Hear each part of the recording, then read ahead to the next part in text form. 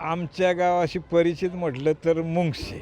आता येळवंडेचं आतापर्यंत आम्हाला काही माहीत नव्हतं. बरोबर आता नॉमिनेशन पेपर भरल्यापासून येळवंडी प्रसिद्ध झाली. आणि मुंगशीचं कसं होतं, मुंगशीचं गेले 2 वर्षापासून ते बैलगाड्याच्या शर्यती जशा भरावल्या तेव्हापासून आमच्या गावाशी जरा जास्त कॉन्टॅक्ट राहिला. कोणाची दसक्रिया असो, कोणाचं सुखदुःखात येतात ते. सुखदुःखामध्ये ते येतात. समाजासाठी कोण लढते? सुधीर भाऊ मुंगशे. मी सेवेकर फाउंडेशनच्या वतीने त्यांचं काम जोरात चालू आहे. मग काय वाटतं आता विनयताई या भागातून चालतील, मशाल पेटेल? हां, मशाल पेटर. सुधीर मुंगशी चालेल. का बरं चालतील? खबर त्याचं कामच तसं आहे. हा का? काय कामं केली त्यांनी? मत भरपूर केलं तर. हा ना. मग त्यांच्या सौभाग्यवती विनयताई मुंगसे सध्या आता निवडणूक जरी नाते ते विजय होतील का? होणार. होतील. सुधीर भाऊ मुंगशीचं काम चांगलंच आहे. चांगली आहे का? मग त्यांच्या सौभाग्यवती ते सध्या आता विनयताई मुंगसे सध्या आता निवडणूक जरी नाते कसं पाहताय? चांगलं आहे का नेतृत्व ते? चांगलं आहे नेतृत्व.